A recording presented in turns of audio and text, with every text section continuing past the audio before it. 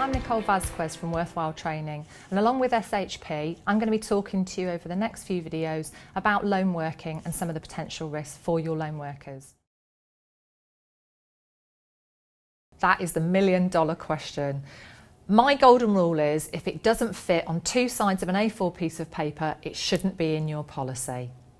Let me give you some kind of basic rules though about what should be. You absolutely do need to define who and what is covered by the policy.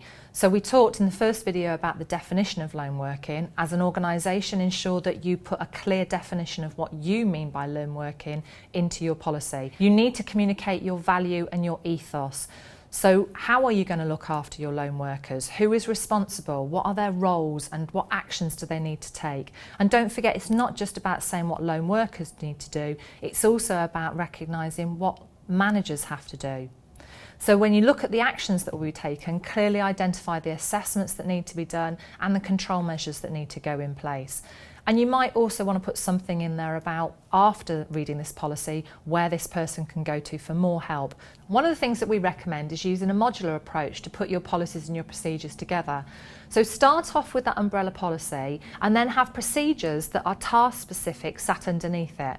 Let me give you some examples. Say, for example, as an organisation, you have loan workers both at base and away. One of your loan workers might be a travelling sales rep, for example, who goes out to visit your clients in their own premises.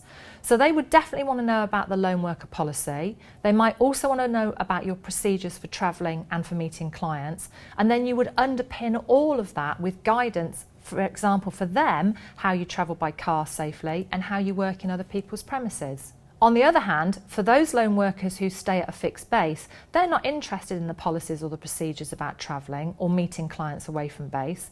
They want to know what they're supposed to do when they're working in the office. So if you had a maintenance person who worked out of hours when everybody else has gone home, they will want to look at a loan working policy.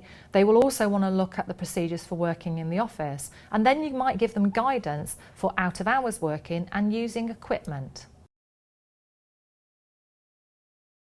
The procedures should relate to the key tasks that your people carry out, and there should be reference to the loan working element. But remember, you will never think of every situation that your loan workers will come into contact with.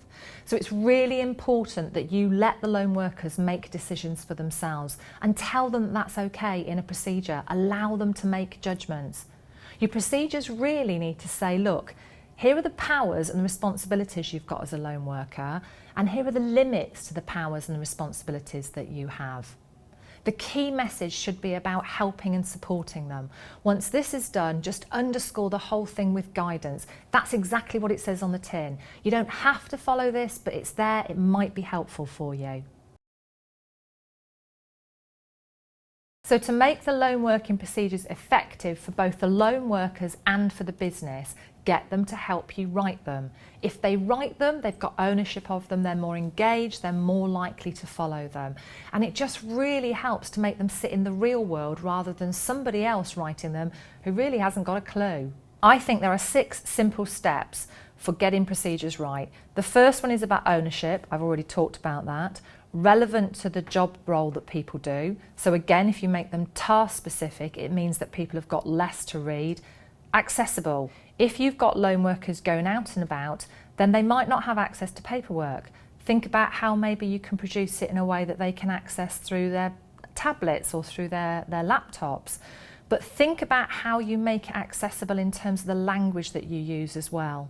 Whatever you do, keep it brief. Nobody wants to read more than they have to. It needs to be achievable. If you're going to tell somebody, if you feel uncomfortable, leave a situation, you need to make sure that they can do that. And the last point really underscores the whole thing by saying, if I support it, then I can make it relevant, accessible and achievable. So supported by training and supported by management.